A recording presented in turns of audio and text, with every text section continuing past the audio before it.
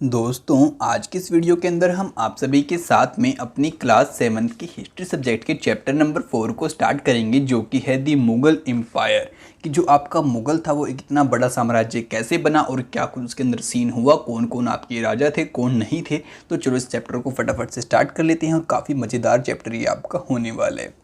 तो यहाँ पे अगेन से आपको हेडिंग देके बताता है दी मुगल एम्पायर और कहता है ruling as large a territory as the Indian subcontinent with such a diverse people and culture was an extremely difficult task for any ruler to accomplish in the middle ages. और यहाँ पे आप सभी को बताते हैं कि भाई इतनी बड़ी सब कॉन्टिनेंट, अब आपको पता है हमारी इंडियन सब कॉन्टिनेंट, अगर आप साथ में पाकिस्तान को भी मिला लो, साथ में नेपाल हो गया, भूटान हो गया, बांग्लादेश हो गया, इन सभी को आप मिला लो तो आपको पता है कितनी बड़ी सब कॉन्टिनेंट हमारी बन जाती है। यहाँ पे अलग अलग जगह पे अलग अलग टाइप के यहाँ पे कल्चर के लोग रहते हैं और अलग अलग किस्म के लोग आपको यहाँ पे देखने को मिलते हैं जिनके विचार बिल्कुल अलग अलग हैं। तो इन सभी के ऊपर राज करना कितना डिफिकल्ट टास्क यहाँ पे हो सकता है, आप एक बार इस बात को सोचो। और वो भी उस टाइम के अंदर जब यहाँ पे कोई इंटरनेट नहीं था, कोई ऐसी सुविधा नहीं थी।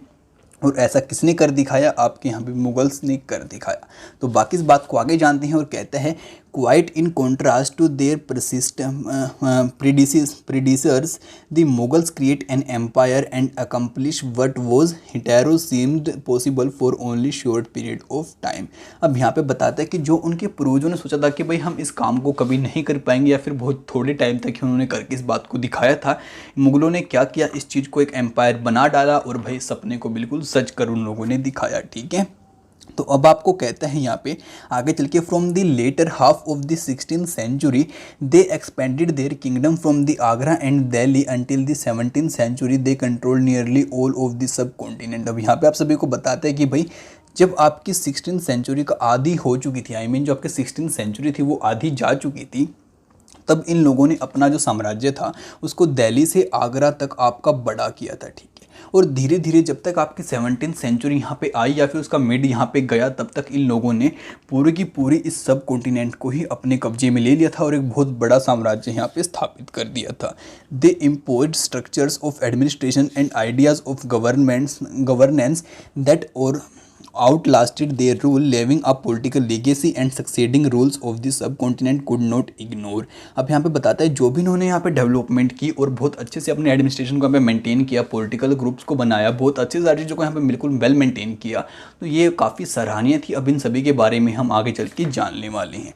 तो कहता है today prime minister of the India address the nation on independence day from the rampart of the red fort in the Delhi the residence of the Mughal emperor. अब यहाँ पे बताते हैं कि भाई जब आपका इंडिपेंडेंस डे यहाँ पे हम मनाते हैं आज के टाइम पे, जो कि आपका लाल किले पे मनाया जाता है, तो जो ये लाल किला था ये आपका, ये मुगल जो आपके एम्परर्स थे, राजा थे, उनका क्या था, महल हुआ करता था और वो यहीं पे रहा करते थे। तो आप इस बात को सोच सकते हैं। ठीक है, अब आपको चलो यार हम आगे बताते हैं और बताते हैं हु वर दी मुगल्स, कि जो आपके मुगल्स थे वो कौन लोग थे, कहाँ से आए थे, क्या कुछ उनका यहाँ पे सीन था। ठीक है, तो सबसे पहले ये भी जानना आप सभी के लिए बहुत ज़्यादा इंपॉर्टेंट यहाँ पे हो जाता है। यार यहाँ पे बताता है the Mughals were descendants of the two great legacies of rulers. अब यहाँ पे कहते हैं कि जो आपके मुगल्स थे ना वो यहाँ पे यार दो आपके एक दो मतलब कि जो बैकग्राउंड था उनका बेसिकली दो था, और वो भाई दो राजाओं से यहाँ पे बिलोंग करते थे। आई मीन दो रूलर आपकी डायनेस्टी थी उनसे बिलोंग करते थे। ठीक है, वो कैसे, अब हम उसको आगे आपको बताने वाले हैं।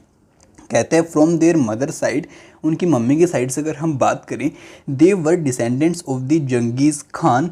कहते हैं जो अगर उनकी मम्मी की तरफ से हम बात करें तो वो भाई किसके यहाँ पे किससे आगे चल के आए थे, वो आए थे आपके जंगीज़ खान से। The Mongols ruler who ruled over a part of China and the central Asia from their father side of where the successor of the Timur. अब यहाँ पे आप सभी को बताते हैं कि भाई अगर हम मम्मी की साइड से बात करें तो वो किसके डिसेंडेंट थे, आपके जंगीज़ खान की। अगर हम बात करें उनके फादर की साइड से तो वो कहाँ से आए थे, आपके तैमूर के साइड से आए थे। ठीक है, the ruler of the Iran Iraq and the modern day Turkey. और जो आपके तैमूर थे वो कहाँ के राजा थे, आपके ईरान इराक और जो आज के समय में आपका तुर्की है वहाँ के। और जो आपके जंगीज़ खान थे वो कहाँ के थे, वो थे आपके चाइना के काफ़ी ज़्यादा पार्ट के, जो आपका सेंट्रल एशिया है वहाँ के, और भी बहुत सारे उसके आसपास के एरिया उनके यहाँ पे अंडर में आते थे। अब कहते हैं however the Mughals did not like to be called Mughals or Mongols. This was because Genghis Khan memory was associated with a massacre of innumerable people। अब यहाँ पे बताते हैं कि भाई जो मुगल लोग थे वो कभी भी नहीं चाहते थे कि भाई हमको कोई मुग़ल बोले या फिर मंगोल बोले, क्योंकि यार इससे वो अपने आप को शर्मिंदा फील करते थे। वो इसलिए करते थे क्योंकि जो यहाँ पे था ना जंगीज़ खान, उसकी जो मौत थी या फिर आप ये लगा लो जो भी उसका जीवन काल था, वो यहाँ पे बहुत सारे निर्दोषों के मारने से जुड़ा हुआ था, ठीक है। तो इसलिए वो नहीं चाहते थे कि भाई हमारी मम्मी के साइड से हमें कोई भी याद करे। It was also link with the Uzbeks, और यहाँ पे कहते हैं कि भाई ये उज्बेक्स के साथ में भी लिंक था देयर मंगोल कॉम्पिटिटर, और ये कौन थे, उनके मंगोल कॉम्पिटिटर्स थे।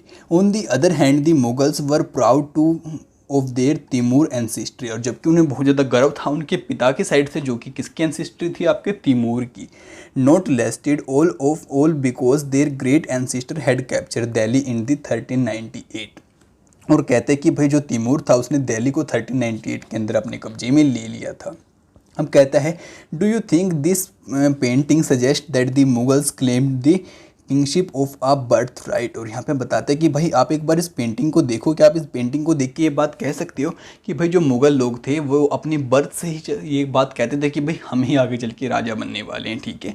अब यार इस पेंटिंग के अंदर आपको क्या शो कर रखे हैं उस बात को आपको ऑलरेडी बता देता हूँ। ये आपका जो बीच में बैठा है ये तो है तिमूर, अब साइड में बैठे हैं आपके जो उसके बाद में आपके यहाँ पे राजा आते चले गए, तो ये सारे लोग इसके साइड में बैठ के अपनी तस्वीर यहाँ पे बनवाते थे और फिर बाद में उसको लगा देते थे, ठीक है। आप इस बात को समझ सकते हैं। बाकी यार यहाँ पे आपको बताते हैं आगे चल के इसी बात को मेरे को लगते हैं, कहते हैं अ मिनिएचर पेंटिंग अब बताते हैं of Timur his descendants and the Mughal emperor Timur in the centre on ओज द राइट इज द सन मिरान शाह, और उसके बाद बताते हैं देन द अबू सईद, उसके बाद कहते हैं to the left of the Timur are the Sultan Muhammad Mirza and the Umar Shaikh, उसके बाद कहते हैं the Mughal emperor Babur Akbar and the Shah Jahan are the third fourth and the fifth individuals on the Timur right side and on his left is the same order ah Humayun Jahangir and the Aurangzeb.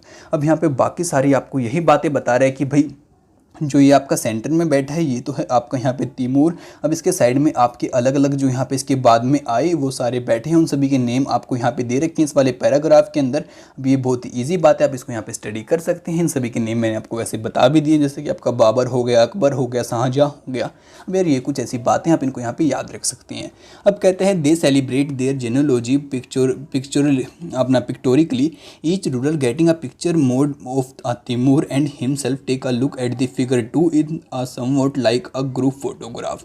अब यहाँ पे आप सभी को बताते हैं कि भाई ये जो थे ना आपके मुग़ल लोग, ये भाई ऐसे अपनी यहाँ पे जो इनकी जीनोलॉजी थी उसको सेलिब्रेट करते थे एक पिक्चर की मदद से। और क्या करते थे भाई, ये तिमूर को बीच में बिठाते थे, उसके बाद में जो इनके भाई दादा आए, उसके बाद दादा के दादा आए, उन सभी को भी पिक्चर भी बनवाते थे और साथ में अपनी बनवा देते थे, ठीक है।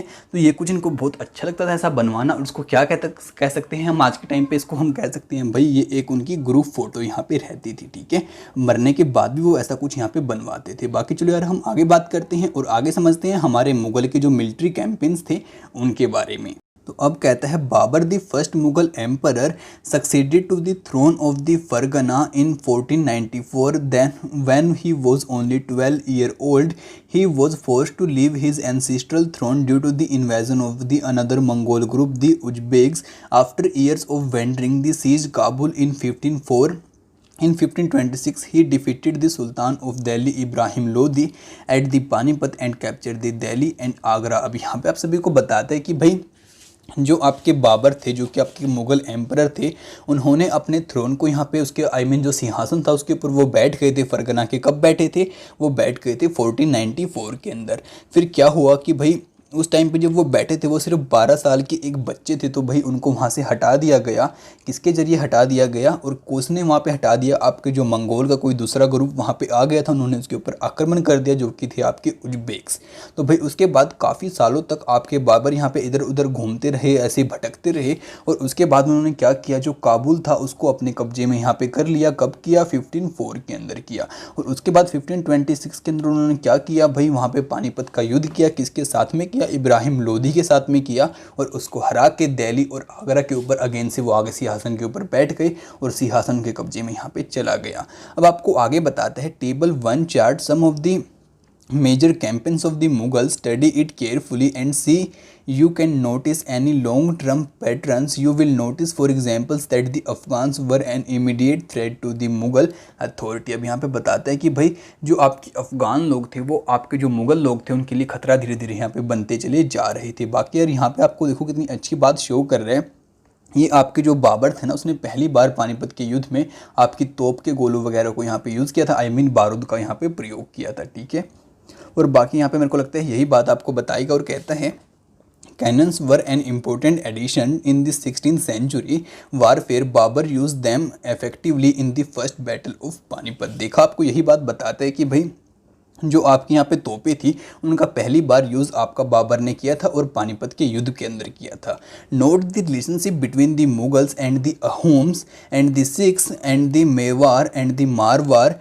How was Humayun relationship with the Savid Iran different from the Akbar's? Did the annexations of the Golconda and the Bijapur and the Aurangzeb regions and hostiles in the Deccan? अब यहाँ पे आप सभी को बताते हैं कि भाई आप एक काम करो, जितने भी आपके राजा थे, जो आपका मुग़ल के राजा अब आए थे आपके, जैसे बाबर लगा लो, उसके बाद में यार आपके और भी राजा आए, आप देखो कि जो आपके मुग़ल के रिश्ते थे, जैसे कि आपके अहूम्स के साथ में, मेवार के साथ में, सिख्स के साथ में, जो आपका हुमायूं था उसका जो आपका रिलेशनशिप था आपके इसके साथ में यहाँ पे, और जो आपका अकबर था इन सभी का फाविद ईरान के साथ में कैसा रिलेशनशिप आपका यहाँ पे रहा।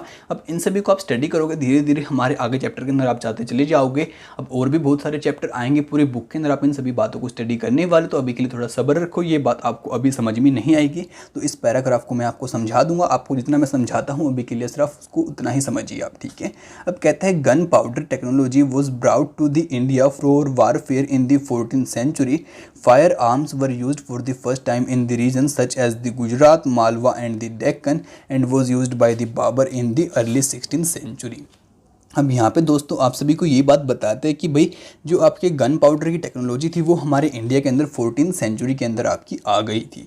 उसके बाद जो आपके जैसे तोप वगैरह हो गई या फिर आपकी जो फायर आर्म्स होती हैं इन सभी का प्रयोग आपका गुजरात, मालवा, डेक्कन के अंदर किया गया।